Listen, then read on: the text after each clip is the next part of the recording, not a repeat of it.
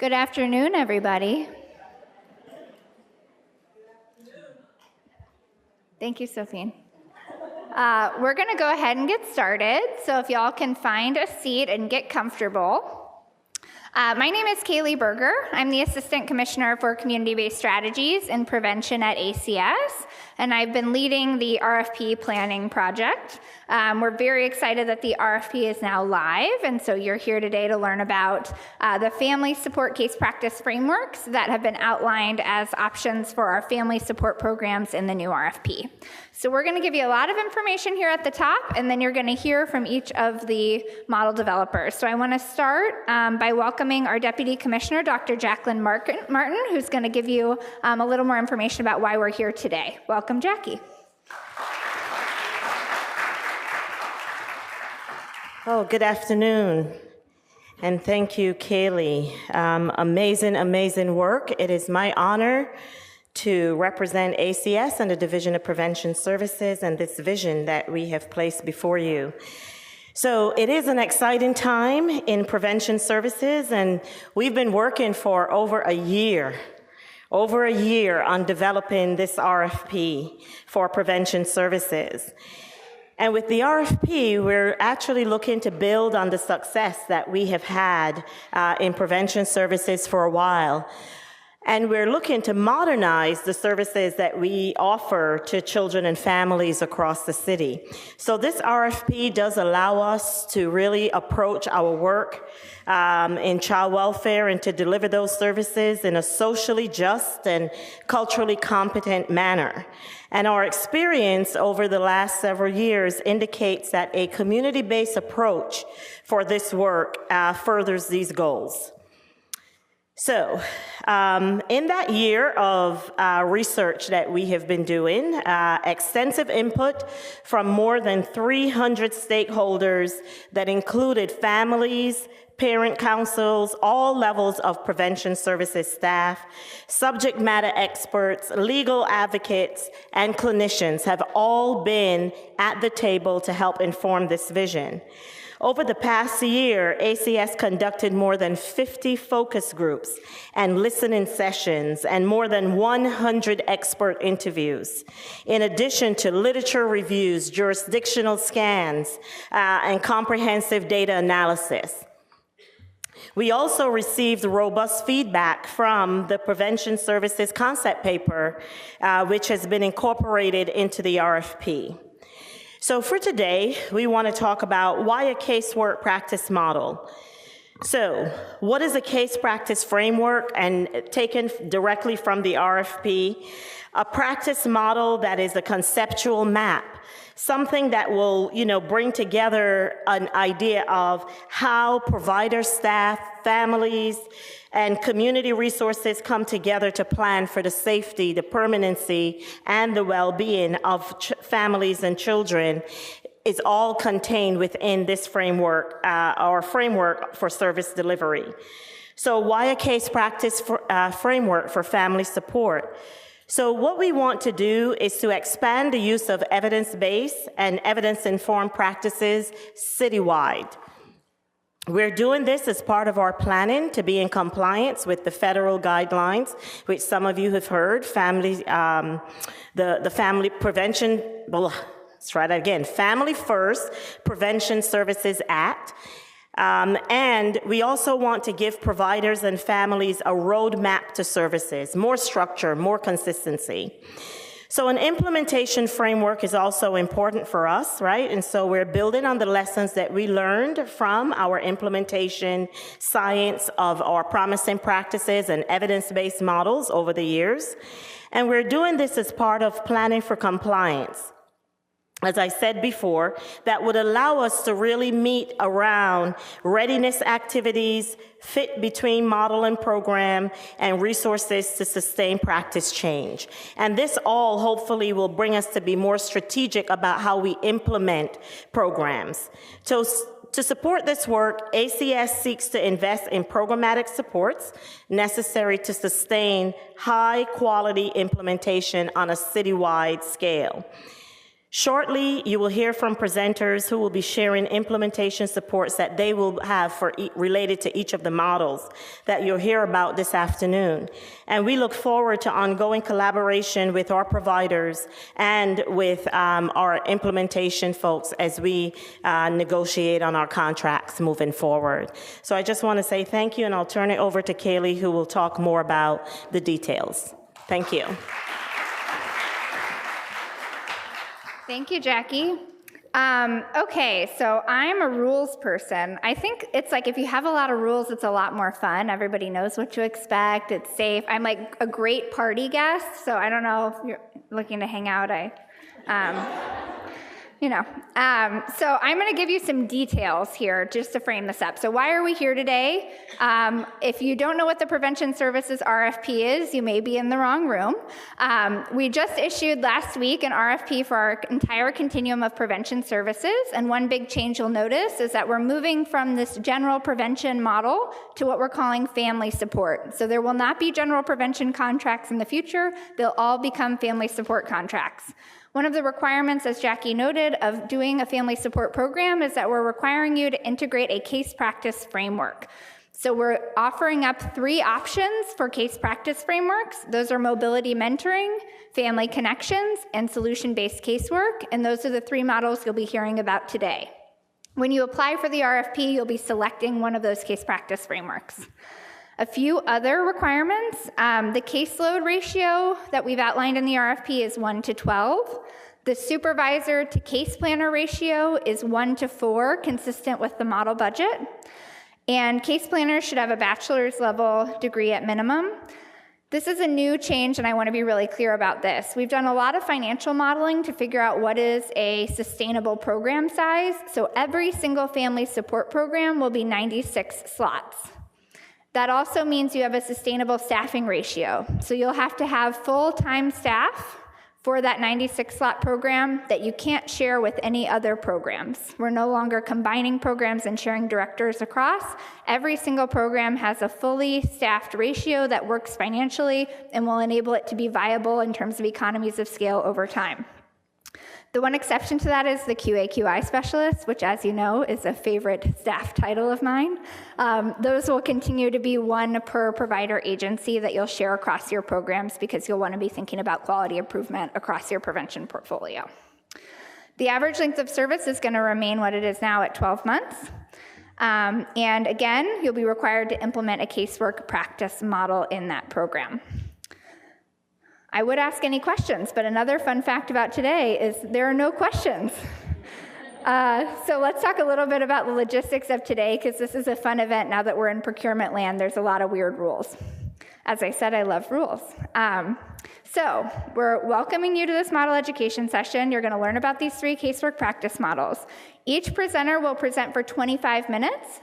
And we derived the content of these presentations from all the questions you asked to the concept paper. So we went through and made a list of all of those questions. It was like, 400 some questions. Maura has a list of all of them. And then we compiled them by topic and then made sure that the presenters addressed all the themes that you already raised. So just know that we heard you and we tried to incorporate as much of that as possible into their presentations, because you are not permitted to ask questions at this event. If you have questions, you'll see a sign, and I think you got a handout. You can send an email to preventionrfp@acs.nyc.gov, and we'll put that up on the screen later. And we will respond to those questions as soon as we get them. I responded to a bunch today. So you can send them to that mailbox, but you can't ask any questions here. A couple other notes. If you want to have conversations with the model developers independent of this process, you may do so, but ACS is not to participate in those conversations. So that's up to you to go on your own time and connect with the individual developers if you'd like to prepare with them. Also, upcoming events. There will be another model education session on the therapeutic and treatment models. That'll be a week from today, and that'll be at the Children's Center. So not as bougie as this location, but it'll be at the Children's Center. You need to RSVP to that one as well. So if you're interested in those therapeutic and treatment models, please follow that link in RSVP. Again, same rules for that. You've got to have only 2 representatives per agency. Last but not least, It's not that we don't want you to ask questions. So we are going to have a really fun couple of events, pre-proposal conferences. Those will happen on July 8th and July 17th, and that's where you'll have the opportunity to ask us questions. So we'll have an ACS panel, and you can let us have it. Does that sound okay? All right. Those also, you need to RSVP. So without further ado, those are all the logistics. And now we want to make sure we have plenty of time to learn from these different programs. So I'd like to invite up Dr. Jennifer Lowe and Reshima Rainey from Mobility Mentoring. Jennifer Lowe is the Vice President of Shared Learning and Member Networks, and Reshima Rainey is the Director of Member Relations at EMPATH, which stands for Economic Mobility Pathways, and they are responsible for training and dissemination around the Mobility Mentoring Case Practice Framework. So let's welcome Reshima and Jennifer.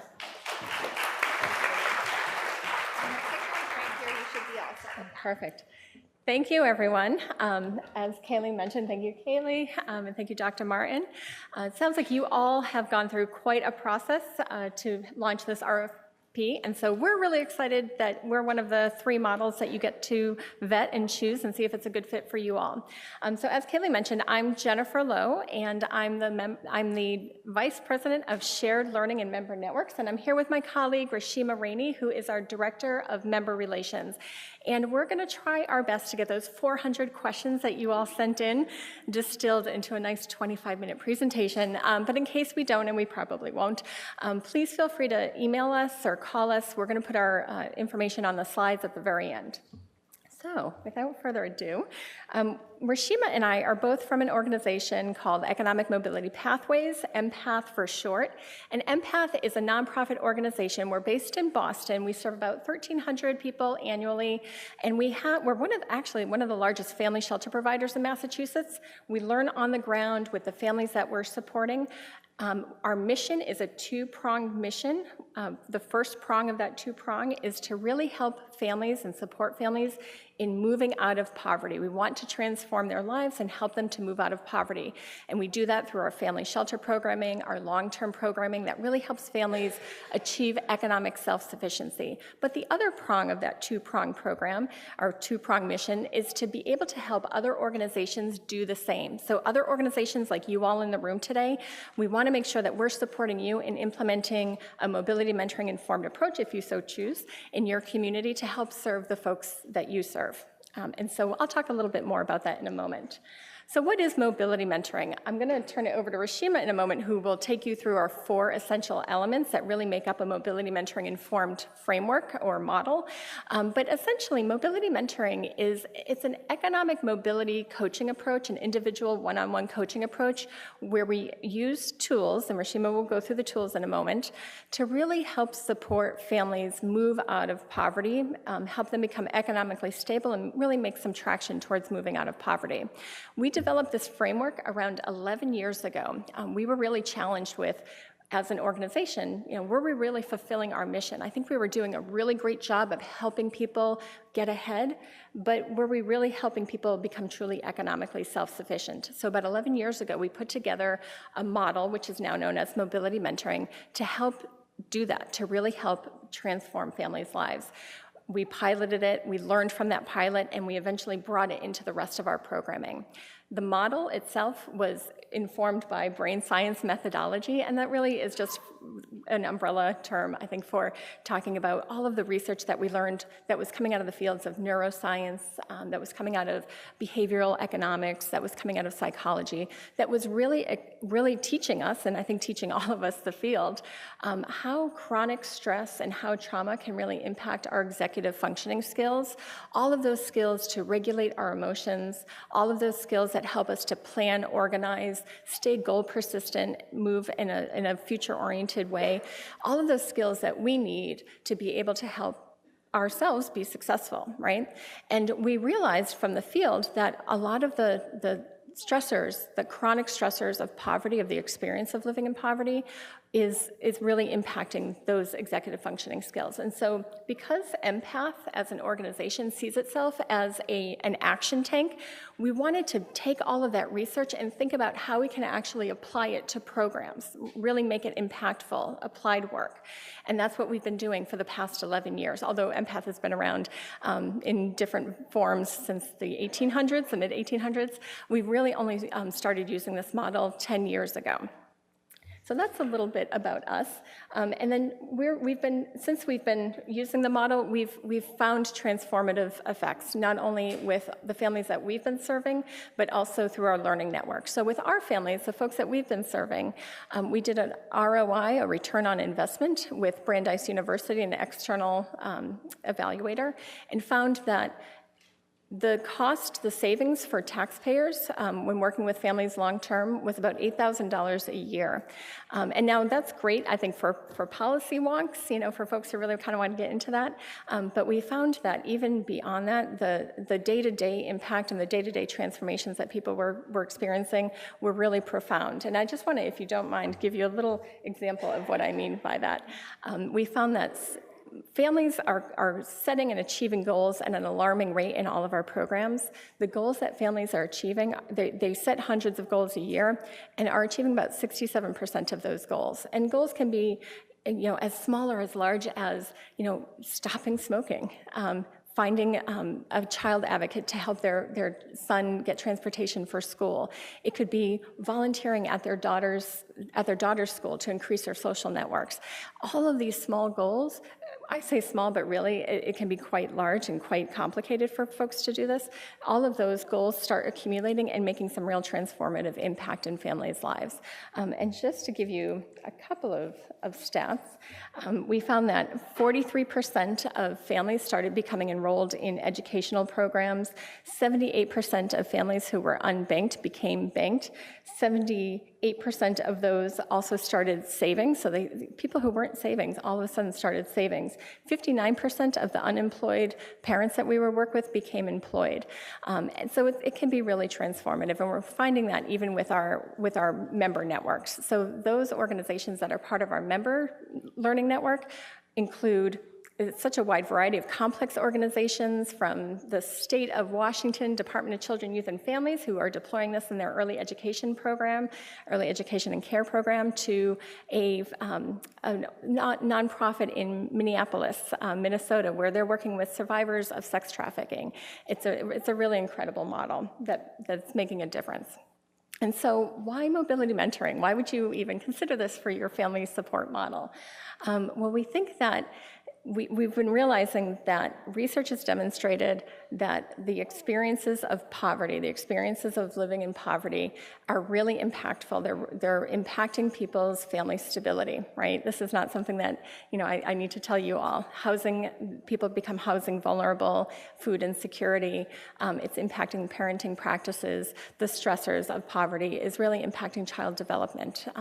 And so what we want to do with the mobility mentoring model is to be able to disrupt poverty for families, right? To be able to make sure that they're mitigating stress and disrupting poverty not only for themselves, but for their children. We're hoping that this will continue. It's an intergenerational disruption of poverty. And like I said, we have a proven track record of success, not only at Empath, but with our member organizations. And we have about 115 member organizations, from small nonprofits to large state systems, mostly here in the US, but increasingly more around the country. And I'll talk a bit more about that in a moment.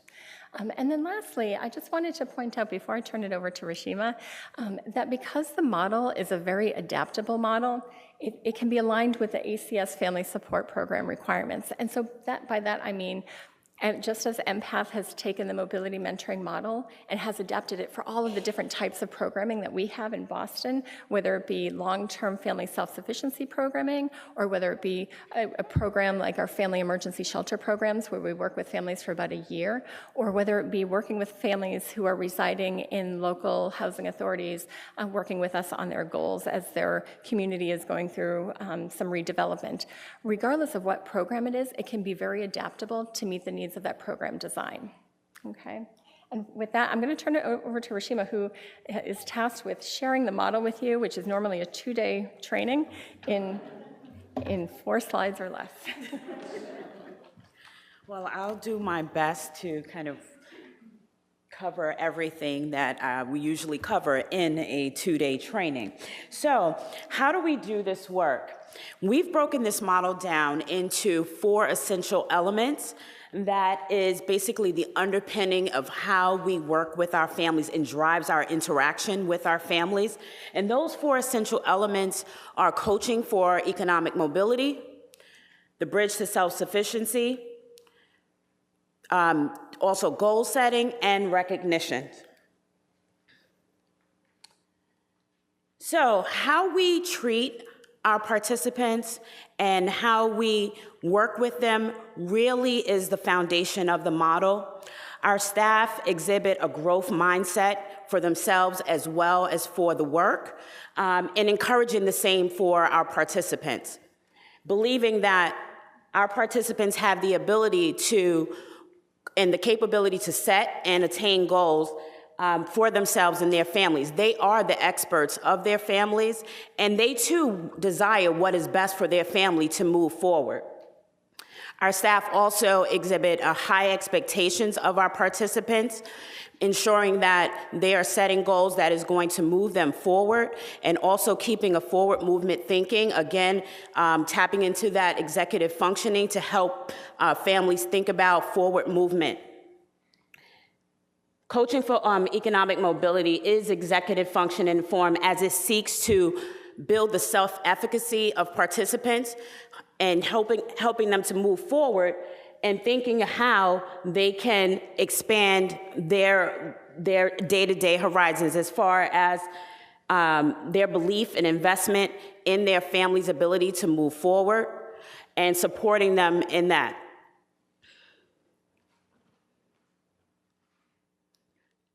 Okay. So here you see is our bridge to self-sufficiency, which is executive function informed tool, and it is also Empath's theory of change. However, it is a participant driven self-assessment.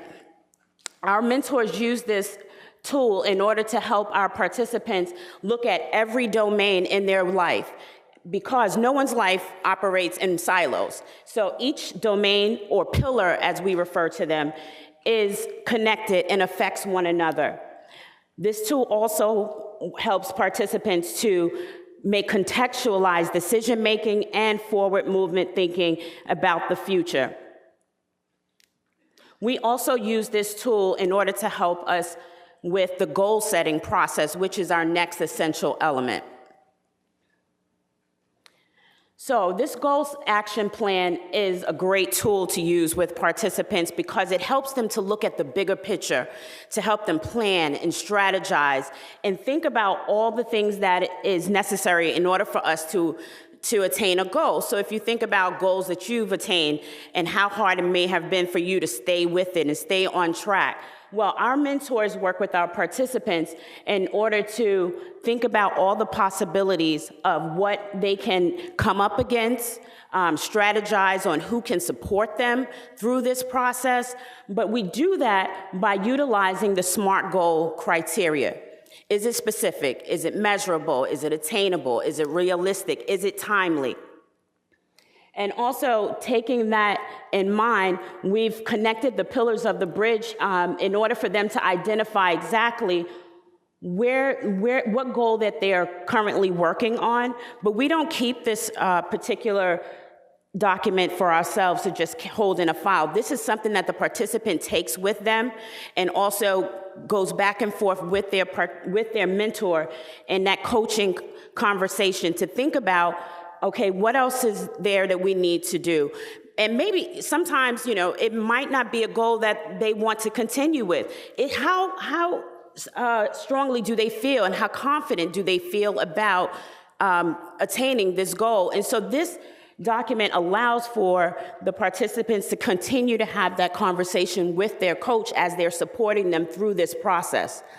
But what I like most about this document is that it really gives you an opportunity to talk about how are we going to celebrate you attaining this goal? How are we going to recognize you attaining this goal, which basically the goal action sheet is the springboard document from the Bridge to Self-Sufficiency. So it helps to kind of guide that conversation over from identifying where they are in the pillars of the bridge and where they would like to go. At Empath, we recognize our participants in various ways. And the reason why we use recognitions is to help build that, again, that self-efficacy and that belief in themselves that they can accomplish the goals that they set out to accomplish. And we recognize our participants in various ways, be it through certificates, bus pass, also incentivizing monetarily, cash incentives. So we use all of those in order to celebrate how a participant has attained that goal. And it also reflects that possibility and progression of economic mobility. All of these 4 elements work hand in hand and complement each other in order to move a family forward and really represents forward movement and mobility for the family. Thanks. Thank you. Okay. So as Rashima says, all of these 4 elements make up mobility mentoring. It's really the practice of making sure that they all go in tandem, that you're coaching through that bridge conversation so folks can get a sense of where they're at in each of the pillars of the bridge, and then talking about where they want to go with that goal planning, and then making sure that we're recognizing the great strides that they're making in making progress towards their goals, not our goals, right? Not our goals as providers, but their goals for their family, what's important to them, what they value, and where the vision that they have for their family moving forward. So this has real impact, and I wanted to share with you some concrete examples of successes or outcomes in our flagship program. So in our flagship program, we increased college degrees, where 74% of families coming out of that program attained a college degree, 97% employment rate, and moved families from earning $23,000 to $45,000. Now that's our flagship program. It's a multi-year program, and I think we all know that to really do self-sufficiency work, it takes time to be able to achieve some of these outcomes, but we do this model in shorter-term programs. It's in our 1-year emergency family shelter programs, and I wanted to share with you some of the feedback that we have heard from our participants. Every year we do an annual evaluation to get a sense of, are we on track? Are we, I'm sure just as many of you do, are we impactful? What can you share back with us the experiences that you're having? And so I wanted to read so that you don't just hear it from me, but you can hear it from the families that we serve. One family said, "This program changed the way I look and assess and deal with situations in my life. My family has become so much better since I've been involved in this program." Another family said, "My mentor gives me the best feedback.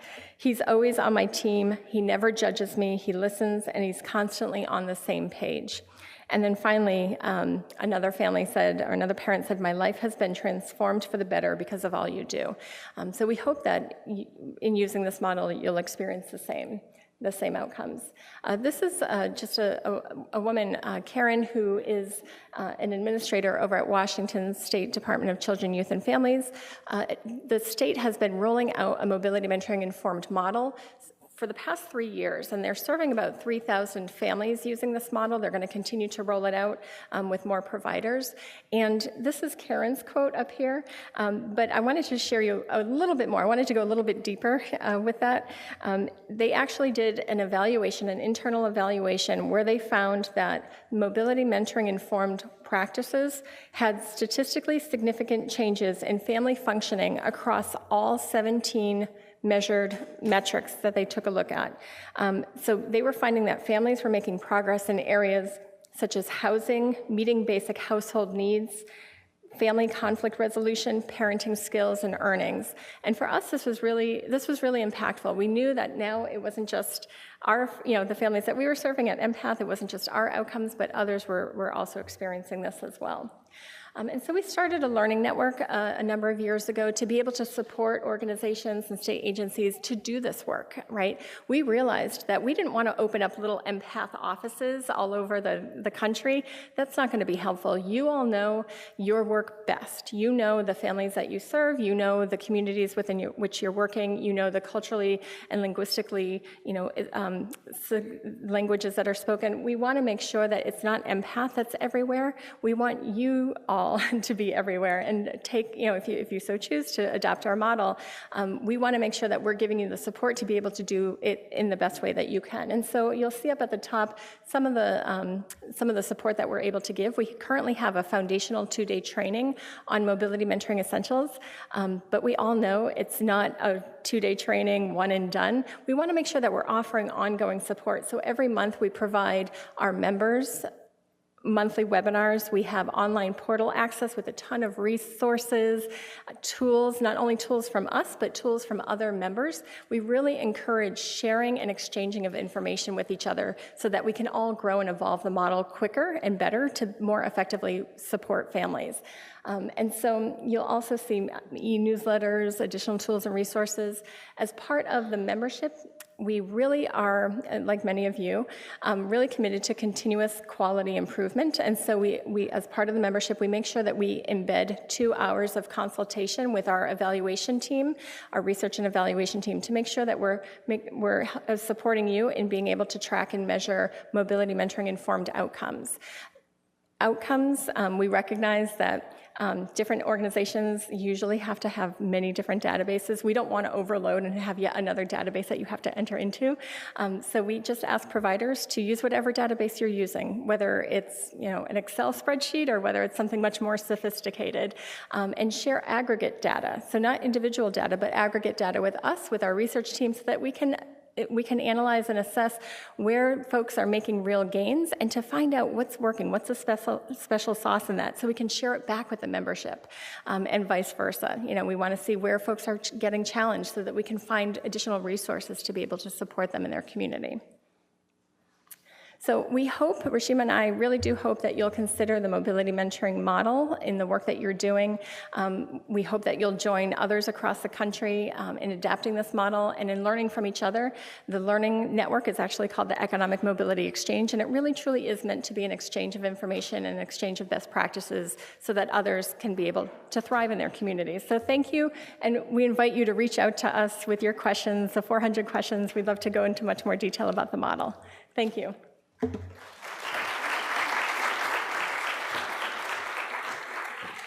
Thank you all so much. The fun's just getting started, but we do want to make sure everybody has time to stretch their legs a little bit, so we're going to do a 10-minute break. So please be back here at 3:50, and then we'll move on to the next presentation. Thank you.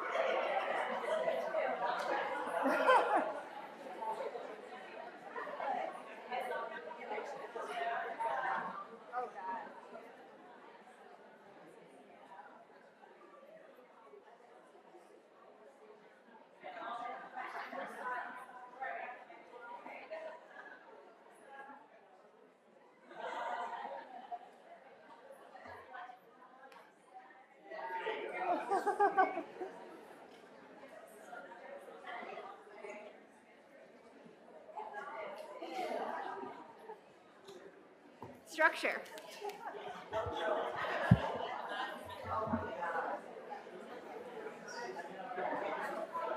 So I won't go over your timer. I'll come back. Yeah, and then we'll put up Great. This is going great.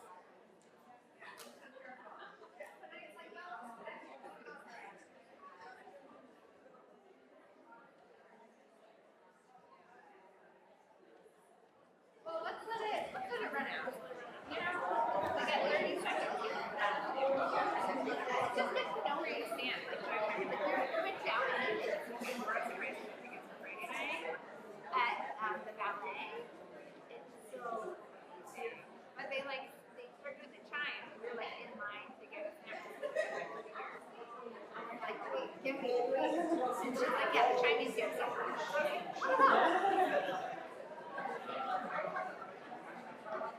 You got a $16 snack. yeah, we got to talk about it. Well, I remember that you said that you had a lot of feelings. I just didn't want to, like, cloud your view. Yeah. Limit your enjoyment. No, I really enjoyed it. I had a really hard time. The premise was so hard to read. But the way they did it was really cool. But I just, the premise was, like, hard for me to get behind. What I wanted was actually to watch it with teenagers and have a conversation with teenagers. Yeah. I was thinking like, I was thinking about they must be doing facilitated conversations with like school groups. You want to hear how this is going?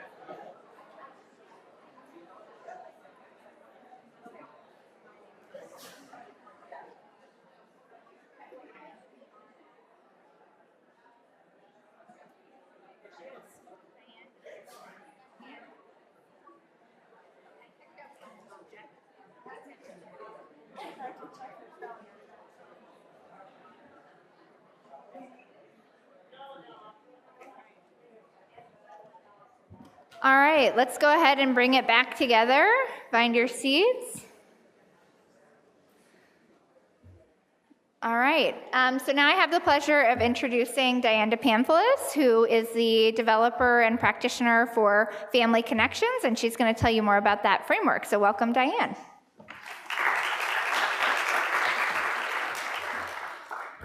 Hi, everybody. Okay, so is the arrow right?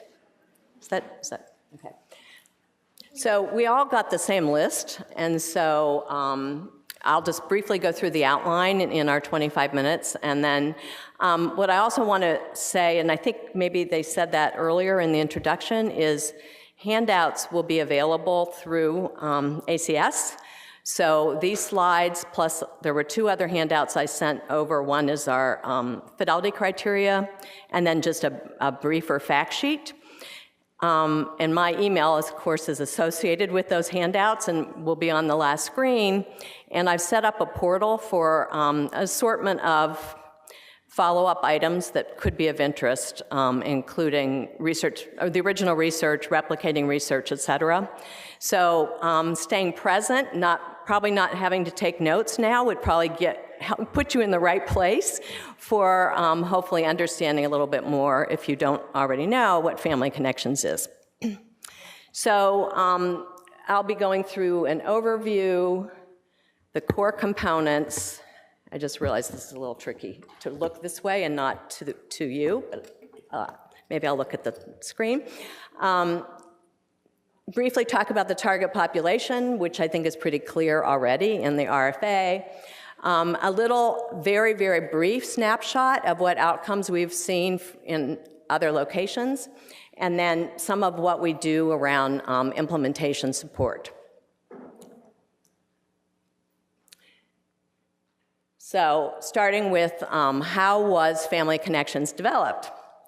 So I sort of feel like I could go through my parenting journey because my son was in kindergarten, and I remember him being with me when we were doing some initial exploration of sites for where we would be located. So basically there are 4 domains that really are the way in which Family Connections was developed. So first of all, we've used prevention science, and that it was done in a couple ways. First of all, you probably are aware that in prevention science, you're usually targeting risk and protective factors for trying to prevent some future event. And so in our case, that future event is child maltreatment and or a risk of out-of-home placement. And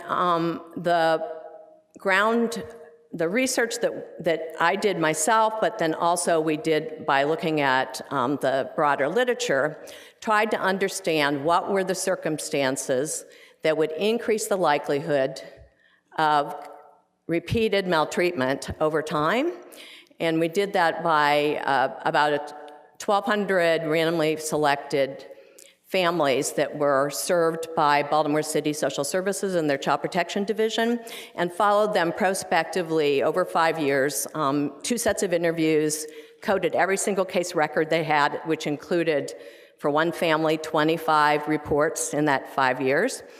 And when we did the analysis, we tried to look at not just what would predict recurrence, but what would predict not having a new incident. And we felt that that frame, what were the circumstances that would support families to stop having this revolving door coming in and out of child welfare, that those constructs might be very useful in the design of the intervention.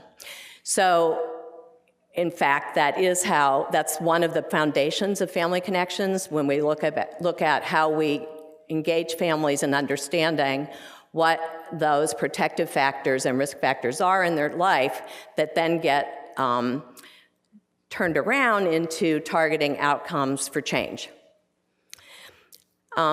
Intervention research has also been a solid part of the developmental process. With intervention research, you have to, before you can evaluate impact, you of course have to operationalize what it is you're implementing.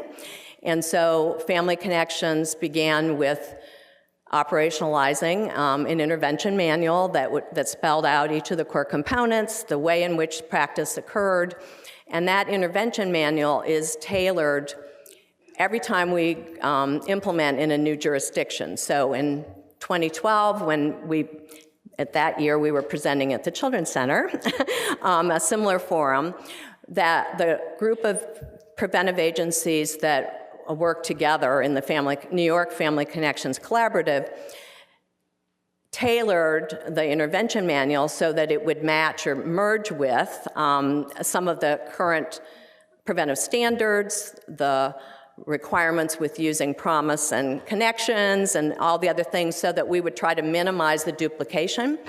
That then became the framework for building the training, which I'll talk about in a little bit.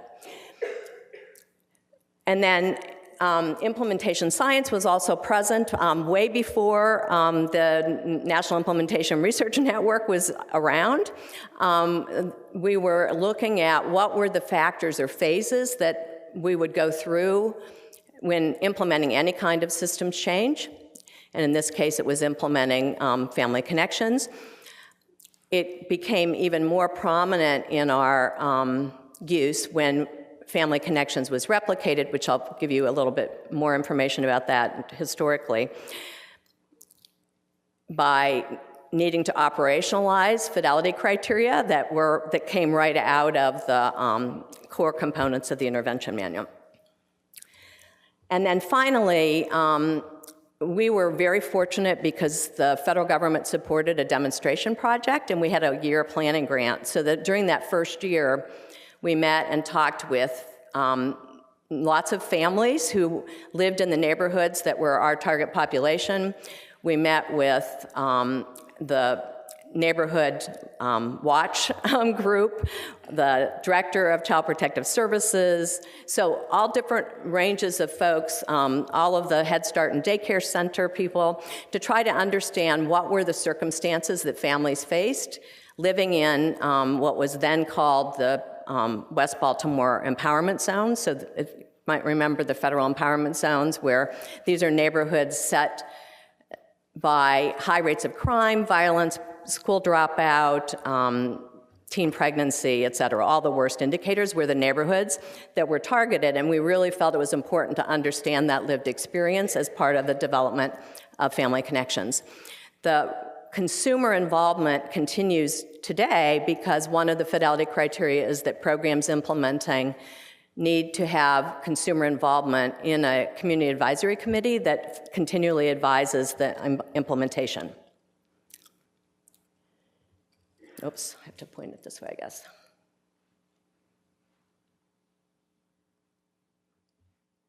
Okay, so this is going to be quick. I should tell you, first of all, some of the slides in here, I wanted them to be available to you later, but I'm going to go through them fairly quickly, but you can come back to them when you have the full handouts.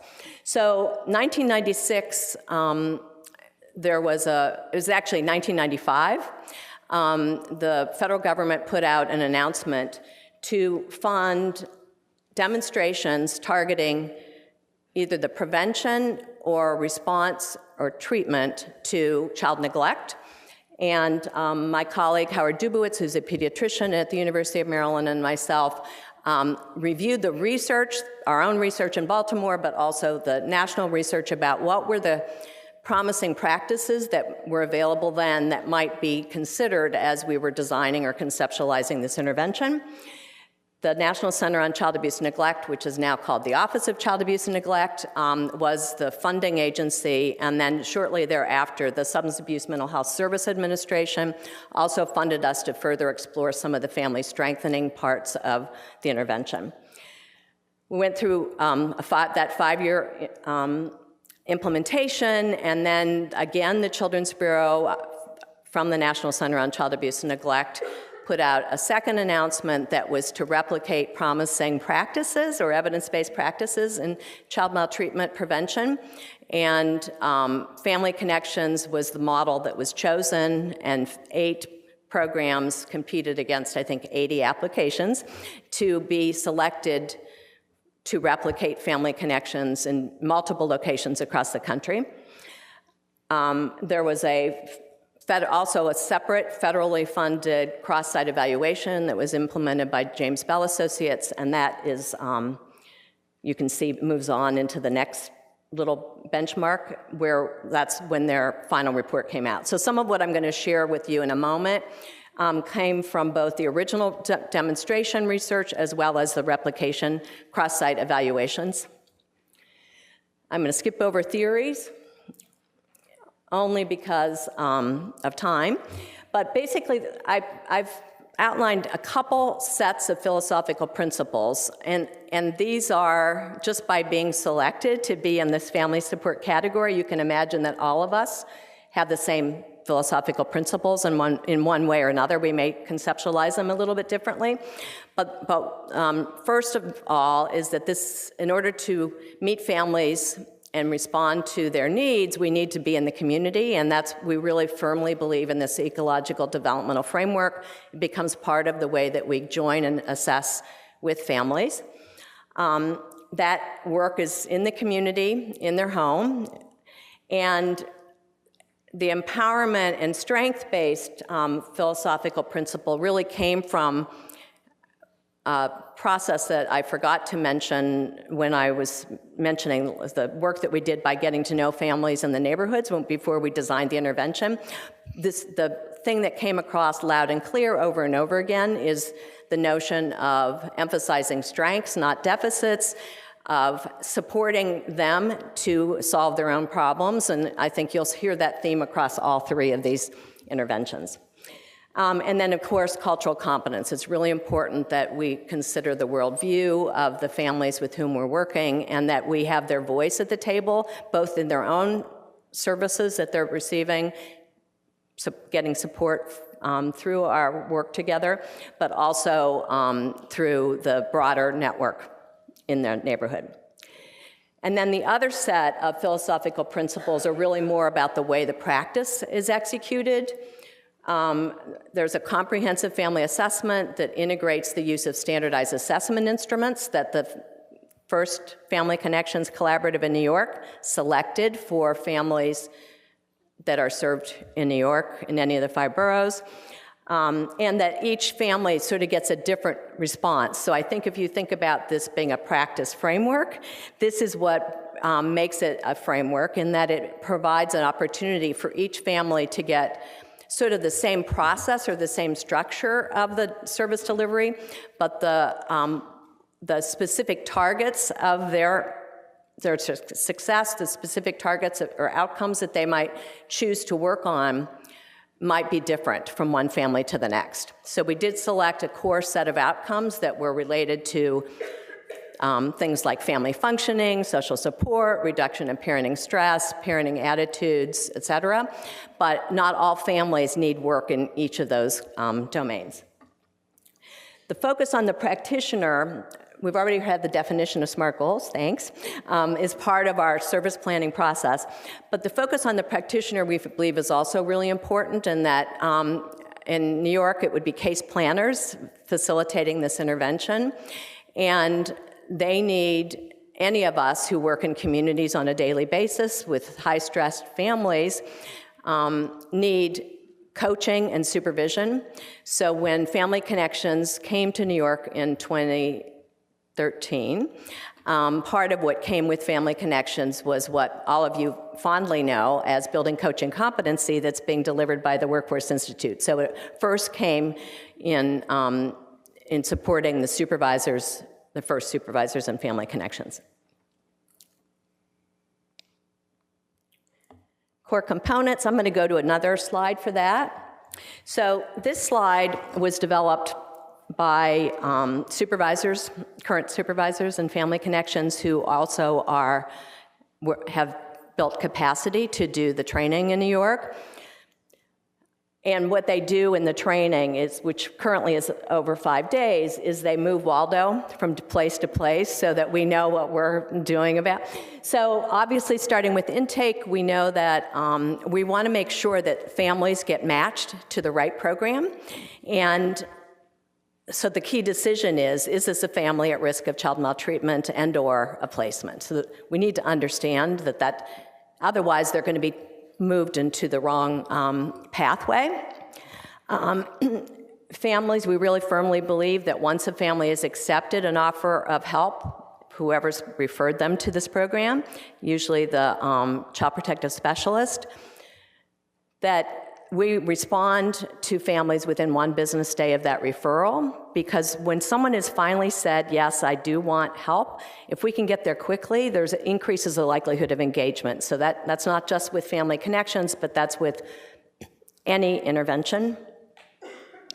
Before moving on to what we call change-focused intervention, we first respond to the emergency and concrete needs that families present, because we know that all of the research that we did in advance of developing Family Connections talked about how that was a core component in order to be successful.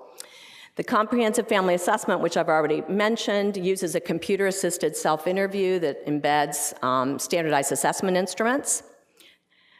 And then that moves to selecting what are the outcomes that will be the target of change in this family versus this family. And then a 90-day period of facilitating that change process, and embedded within both the engagement and the ongoing change-focused intervention is using motivational interviewing and other strength-based practice. We have a formal evaluation at 90 days, and then that process can be repeated depending on whether or not the family should stay with the same focus or whether they need continued work in other domains. I've already said the target population, families with children birth to age 18 at risk of maltreatment or placement. So I'm going to really go through these quickly, and I apologize for doing that, but I'm recognizing Dana wants to come up here on time. So this is the original Family Connections logic model. There's one that the current New York Collaborative has developed as well that's very similar. So you see how prevention science is in the intermediate outcomes and the original demonstration, and also the cross sites focused on similar risk and protective factors, and leading to the long-term outcomes of safety, child well-being, which was primarily measured by externalizing and internalizing child behavior problems, and then permanency and stability, meaning prevention of placement. Quick word here is that in all of the research, both the original demonstration, which is presented here, as well as replications, that we see changes in those risk and protective factors over time. And for the sake of time, I'm going to try not to have your eyes crossed as you're seeing these go forward. But the child safety, we evaluated child safety in 2 ways, not only CPS reports, but we also did observational assessments of both the physical and psychological care, day-to-day care of children, and demonstrated change in those domains. Oops. And also CPS indicator reports. I already mentioned change in both internalizing and externalizing behavior problems over time. So then there was the cross-site evaluation. In the materials that I can provide to you later, each of these organizations have written papers. Several have written on cultural competence, others have talked about the Helping Alliance, others have talked about the advantages of using standardized assessment instruments, et cetera. So I'll definitely provide those later. But the short story here is that the same risk and protective factors that were seen in the demonstration were also demonstrated in these 8 jurisdictions, pretty diverse jurisdictions, many of which have continued today. So I'll just go through these. So quickly on implementation, staffing you've already heard about. Moya told us that earlier. Supervision does suggest the need for, can you put that up again so I can see that? I didn't see it. There we go. Yeah, that's what I thought. Okay, good. An hour of individual coaching weekly for each staff member, and also an hour weekly of group supervision to continually focus on coaching around the various practice components. Training currently is, as I mentioned, a 5-day training program built in 3 phases. Phase 1 is intake, outreach and engagement, and assessing and responding to concrete needs. Then there's a practicum. And then phase 2 is comprehensive family assessment, service planning, and another practicum. And then the final phase is change-focused intervention, evaluation of change, and case closure. However, I think with the new preventive onboarding, the current Family Connections Collaborative has been looking at a modification to the ongoing support, believing that we can reduce the classroom days by adding more fun exercises online and having those interspersed. So like knowing how to interpret each of the standardized assessment instruments, for example, could be done in online modules, and then when you go to the classroom, you get to practice doing your interviewing or assessment or whatever. So that's under design currently.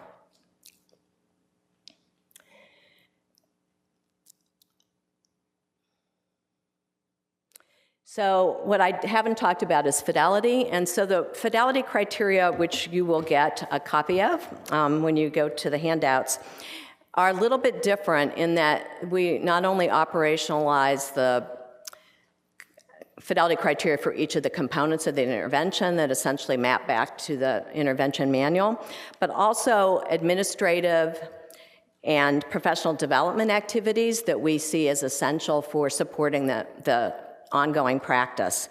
So, for example, having an implementation team, and that there's like different procedures or protocols for using your data on an ongoing basis. All of the supervisors must take, well, I think all preventive programs now must take the Building Coaching Competency Learning Program, and also the practitioners, the motivational interviewing practice programs. Following the logic model, some of the early Fidelity criteria have already been met and would not need to be redesigned, and that's like the tailoring of the intervention manual, the selection of the assessment instruments, et cetera.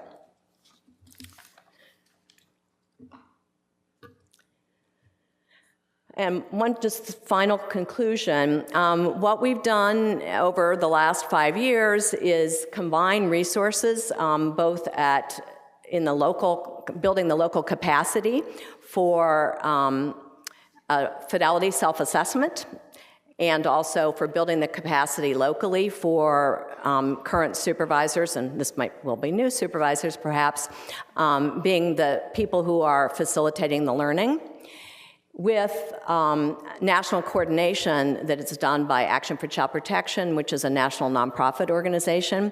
And the benefit of that is that each program can share the burden of ongoing training and support by not only meeting on a regular basis together, but sharing the resources so that all staff can have the access to training on a regular basis.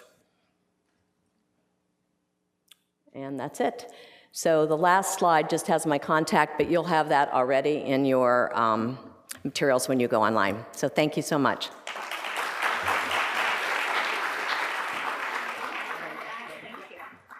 Thank you, Diane. I did not mention that. That was a big oops on my part. But you got an email that all the materials from today are online along with supplementary materials from each of the presenters. We emailed out a link to you that'll be available to you in the slideshow at the very end as well. You can take a photo of it, but those are all online for you to download. We're trying to be a little more environmentally friendly. Okay, so now, last but not least, we're going to hear from Dr. Dana Christensen, who's the developer of Solution-Based Casework. Welcome, Dana. In a minute.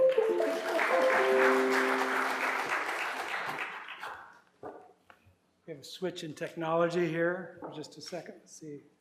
Yeah, all right. Thank you. All right, welcome everybody from me. And I know you've had a long day. Several of you have been here in the morning as well.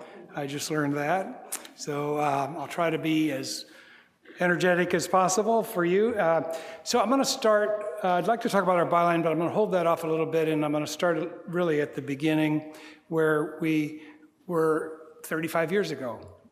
Unfortunately, this next slide I'm going to show you is from 35 years ago, and you'll have to decide whether it is the same now or we've made any progress.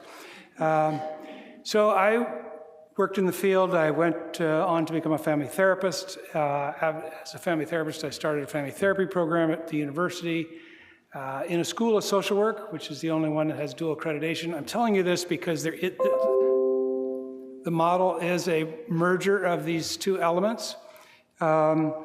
And it was a Research One university, so I was super lucky to go right into a research center and have lots of colleagues that we could study with. So back then, what we were looking at is, so it was natural for us to choose child protection as an area of focus, and certainly for me, that's what I wanted to do. And we were looking at this question of why, what is needed. I guess I'm going to have to do the same. Let's look this way. First of all, 35 years ago, there were no practice models. We haven't gone much better than that. Here today excluded the company because ACS has done its homework and they have 3 good choices for you. But back then there weren't any, whether they're evidence-based or not. Most states, you might not know this, don't have no practice model. They have principles and values and a mission statement, but it isn't operationalized in the field. The second issue is that then, and you can decide whether it's still the case, we primarily did a good job at identifying problems and not very good at understanding actually how those problems occurred in everyday family life. That difference is a pretty significant difference because when you stick with, if you don't go beyond problem labeling, it's very difficult to measure behavioral change because you don't really know what was the behavior that was occurring in the everyday life of the family. You know its label, you know its large name, but how that actually goes down, as we would say, be able to see it like a fly on the wall or a mouse in a corner. So we're asking workers to measure change that they actually don't understand, and families tell us that. That also really focused our attention on the underestimation of family fears of being judged when the primary focus of the initial relationship is problem checklists and identifying all the different problems you've got. I've never had anybody say, "Oh, doc, that was great. You've listed every single thing wrong with us, and I'm ready to get started." That's a tough way to, begin a relationship. And that's what we, by the way, are primarily focused on then and now is the caseworker relationship to family and provider, the quality of that relationship. And that led us to this siloing that we have, seems to human nature, we like to think about others more, the other. But the one that bothered me the most was for caseworkers not to know what a provider is working on as a skill to remedy a concern that we've identified means that they cannot measure that change. You following me? I mean, literally, we don't know, most workers don't know what are they working on inside that therapeutic box and that's inside that program. So how do they measure those very same skills? So we're trying to move to a behavioral model, but our whole structure is focused on sort of big picture labeling. All right, that's clever, isn't it? Kind of problem-based. Can you see where we got our name? We don't want to do that. Okay, so we've been working this number of decades on not doing that. So what we did, very briefly, is we collected people to help us identify best practice individuals who already were qualitatively making a difference in families' everyday life. They knew how to work with families and they were identified as best practice workers. And we asked this question, you know, what are they doing? What are these best practice folks doing that build skills in everyday life? And can we collect those and build a model around that? We studied that for quite a while and got a lot of skills. We got more information than we could actually use. So that evolved. The next question is, okay, we know all this stuff now. Is it transferable? Can the best practice person be replicated across your entire agency? And can they work with every family? And can they do that in every session? Well, that became a management challenge, we realized. So we really then conducted a number of research studies over the years, winnowing down to skills. And we had really two criteria here. Are they skills that have a high impact on our outcomes? And I'll show you what that means in a minute. Or the corollary, are they skills that you can't reach our outcomes if we don't do them? In other words, remember math class, the least common denominator? Many of us struggled with that. But it's a really important idea because everything is going on in child welfare. It's a lot, you know, like this sometimes. That was rope-a-dope, by the way, if you don't know Muhammad Ali. You know, it's coming at you, and you know, so we really need to focus, and families deserve that targeted focus of our attention. So we did these studies. I'm not going through them because you really need to see the methodology and you need to see the early baseline of each of these studies to make a proper judgment. They're all on the website. You can download them and read them. I am going to cover this last one here because it's the biggest one, pretty big for child protection, 4,500 cases over a 4-year period. And what we were looking at is this idea of, you know, what skills in the relationship can be associated with all the 23 CFSR review items and the 7 outcomes of safety, permanency, and well-being. As you know, no state has met that yet.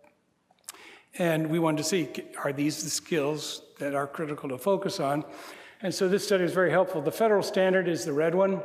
The big blue line there is the high implementation of SBC. And obviously, there were cases that were low implementation of SBC, and we wanted to know how they fared. We're very pleased to see that families with high implementation of solution-based casework cleared the deck, met all these 23 and CFSR and all the 7 safety, well-being, and permanency. So we were pretty elated. The flip side of the story was when we looked at low SBC, we didn't get the same results. We got some of them, which was okay, that's a kind of a consolation prize, but we didn't clear the deck like we did with high implementation. So this really refocused our energies on implementation, and I don't think we're done with that science. I think that is probably one of the things we all need to be really focused on and get beyond, I don't want to say platitudes, but we need to get a little more precise about that information. So one of the things we also noticed when we looked at the actual scores and who was doing what was that people needed to have their work organized around something other than paperwork. That's not change. And so that's where you end up with doing all these problems at the front end, and then you don't get collaboration, and then you just have to focus on getting my paperwork and getting the case moving, and the supervision is all administrative. But it's not focused on change. So trying to shift from compliance to actual measuring change and working with change, we needed milestones that were related to the change process. And if you want to back up just a minute and think, what are we doing here in this business? And if it isn't helping people change, we cannot change them, right? It's that the old story about how many psychologists does it take to change a light bulb, and it's one, but the light bulb has to be willing to change. You know, it's really clear that we have to work collaboratively with families. We can't outmaneuver that. So what is that? What are the steps of change? And we used milestones because they had the advantage of marking in the arc of casework something as a milestone. You've completed that. When you hit milestone 1, mile 1, you've completed something, right? So that something can be defined. It can be defined in terms of skills as well. And so a worker and a supervisor could always be on the same page by just knowing where they are, what milestone are you in. That means you've finished one thing, supposedly, and you're now into the next. What are we working on? Why aren't we doing it next? That sort of thing. But it's all based on how do people change. Milestone 1, we're going to go through them, all 4 of them real quick. Not a big surprise, but building a partnership for change, sorting things out in such a way that when you say to the family, here's what I've heard you tell me, means you've been listening, and they repeat back to you after you've said this, that's right, that's right. That is the golden moment. And if you can't reach that consensus in the milestone 1, we want clear transparency on where we're in agreement and where we're still working on that edge. We accept the full responsibility for creating this. It's not the family's business to create a partnership. That's our problem, and ours to salute. It doesn't help to say that label them, now they're resistant to services or something. All right, so if you're not going to use a problem lens as an entry point, as the big barn door to help workers understand it, what are you going to do? So here's some pictures. You can follow the sequence maybe. In your mind, or whisper to your neighbor, what are these about? If you said stages of family life, you're right. This comes from one of the core theory bases that we built it around is family life cycle. It's a simple idea. If you know the ages of the kids, family life science has shown us that within high probability, you know the field within which the family is struggling. I'll give you an example. At one point in my life, I had 2 teenage daughters, 15 and 17, and we were having issues. If I asked you write down on a piece of paper the top 5 you think you'd be 70 or 80% in that ballpark. How come? That's all I told you was the age of my kids, right? The other big advantage of this is that not only does it give us a starting point to have conversation, hey, what's it like, your stage of life with these kids, it gets us out of the problem into the everyday life. We can always we have to back into the problem, but a better place to start. But it's a great leveler. Clients have these issues, workers have these issues, supervisors have these challenges. I'm talking about struggles with developmental stages. Judges have them, model developers. Barack Obama and Michelle Obama had them. They had 2 teenagers in the White House. You know they did. They had Secret Service, though, following those girls around. That's the advantage I wanted. So that changes how SBC does assessment. So we begin with trying to understand where they are in their family's life, what is the specific situations that are giving them difficulty, because that's where kids are taken care of. And we divide these, and in a minute I'll tell you about this, between the family level issues and individual issues, but that's the basic initial question. And then we want to drill down. Here's where we call it tracking. We try to understand, like this mouse in the corner I was telling you, or fly on the wall. Well, how does this go down? What actually happens, so we can visualize it and have conversation about it? Because those are the things that are going to have to be moved, right, into a different skill or a different way of doing that situation. And finally, we take that same discussion, but we shift it over, we use solution-focused interviewing around exceptions. Well, are there situations that are similar to that, but you handle it differently, or even not as bad? Because that counts, doesn't it? Sort of there by the grace of God go I, at certain moments in my raising kids. So how do we learn about what the family already is doing and can build on that? Those 3 areas expanded, and I'm not going to go into the details of this, but into 2 different areas. If you think of this as just a big kitchen table and you take a piece of painter's blue tape and you put it down the middle, we teach workers to take all the issues that are related to family care, like supervision, medical care, environmental concerns, those sort of things, and put them on one end of the table. And on the other end of the table, anything to do with personal self-management, we put on the other end of the table, and that's the individual piece. Every case in child protection is a combination of those two. We don't get a case if they don't have one of those two things going wrong, right? And it's important to know what they are, because guess what? That's what's got to change, and we got to know how it actually happens. So let me back up a minute. So each of these areas of inquiry are going to lead to a specific plan of action that is family-owned to make that different. So we're at consensus, 10 minutes, I got it. Moving forward into how we do outcomes, I'm not going to go into this, but just give you a sense of it.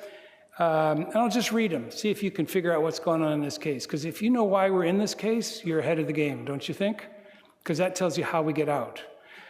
The family will successfully use the family chores plan to safely discipline their children so that the kids learn to do their chores and everyone is safe from physical harm. Well, you already got an idea there what's going on, right? Then you go to the individual level. Dad will successfully use his Keep Cool plan to manage his temper, particularly when disciplining his children so that they are safe from physical harm. Pretty clear what happened? 8 months from now, a new worker gets the case, they look at the outcomes, they know why we're in the case, and now all we need to know is how much progress have we made on those two outcomes. So in order for every single session to be focused on those two outcomes, that's why we're in the case, we help the family develop their own plan of action to achieve those outcomes. And these plans of actions are basically where we get down to the task level. I didn't really say this, but we hold off talking about tasks before we agree on direction. It's a very important step for families to stay involved. So a lot of families are involved with all these kind of different people. We need some kind of funneling down of all that complex information, all the things they're being told to do, all the things that'll be useful to them, to something they can put on the refrigerator. Because frankly, if they get that done, we're going to be happy. And there'll be one for each outcome. Now, these are not just pieces of paper. This is a very specific action plan, and I'll say more about this in a minute, but see these sort of marks of category?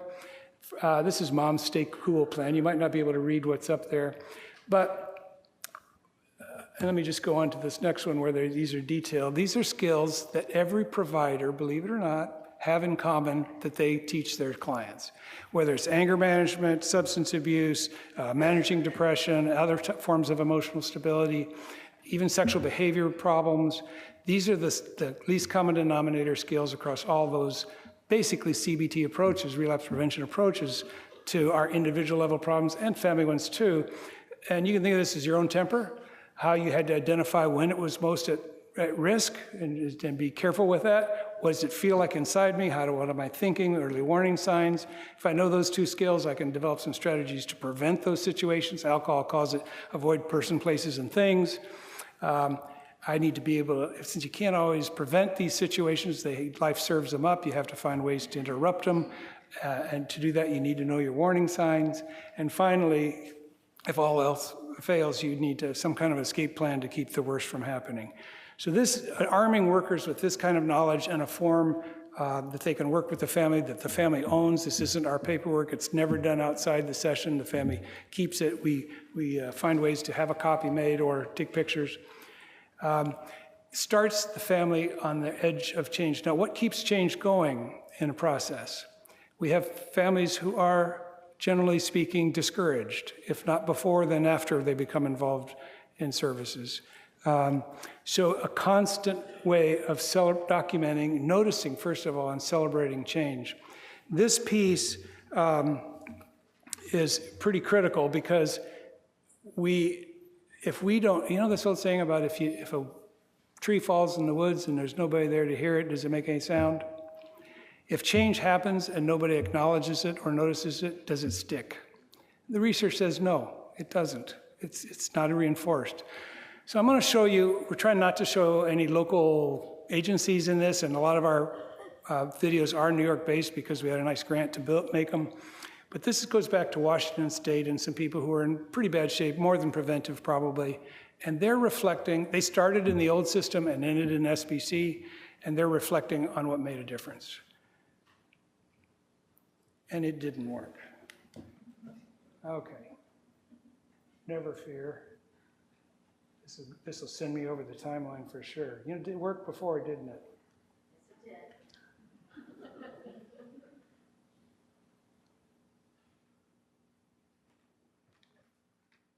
it did. day that I got my keys for my apartment, and I was standing in my apartment, and I'd been in there by myself for 2 minutes, and I called her and I said, guess where I'm standing? And she said, oh, are you in your apartment? And I said, yeah. And she started to cry on the other line. She says, you know, this is such a huge thing. Everybody noticed that I wanted to be a good parent. I, at that point, just didn't know how to be a good parent, and I think that it was really important that that strength was noticed. After being clean, you know, a couple weeks, I went and got my hair cut. Someone gave me a new jacket.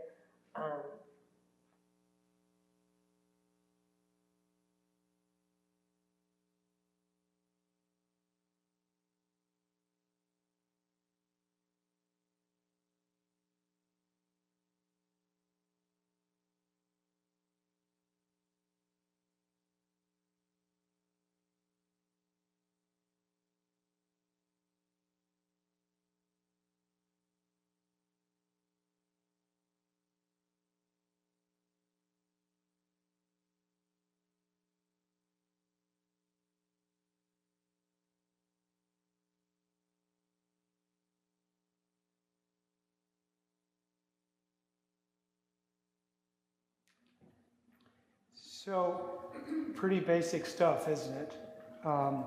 Let's see if we can get this rolling again. Yes, but we're like way far along. Bear with me, folks. This is a review. See how much you learned? Okay, almost there, and I'm using up valuable time, and this is something you want to know about is implementation activities. We start with leadership. Getting ready for change is a significant step. We then go into 3 days of training with workers, supervisors, and their managers, and then 2 days the supervisors and managers come back. Not a lot of time in the classroom, because then we want to go into a learning transfer phase where we follow a case consultation agenda that basically is a form of critical thinking. It's sort of conceptual guardrails to keep all the emotional reactivity out of all the cases. We do a certification process for initial skill development, and that looks pretty much like this is the data readout from that. It's pretty simple. Green is good, red is not so good. You can pivot down to a location, you can pivot down to a given supervisor. In fact, if you want, we send out those reports every month. The supervisor only enters a few seconds of data. It's just a checkbox. It's not all the actual mentoring that they're doing. It's just we've accomplished this proficiency. The 16 skills is what we're talking about getting proficient in. Finally, there is an agency support post-contract because we have a New York City SBC collaboration that has calendar of training. They're even doing SBC certified trainer training now.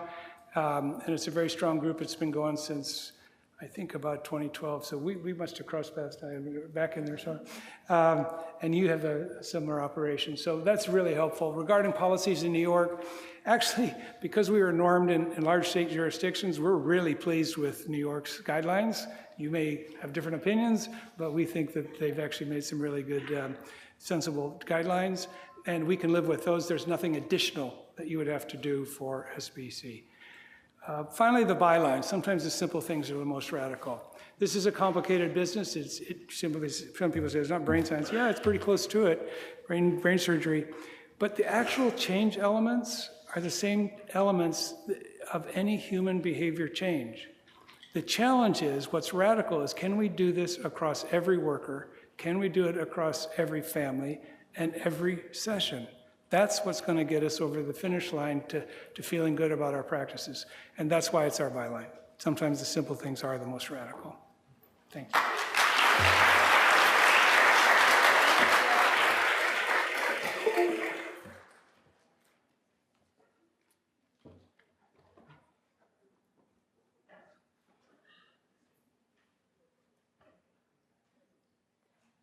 Okay, just a couple announcements to follow.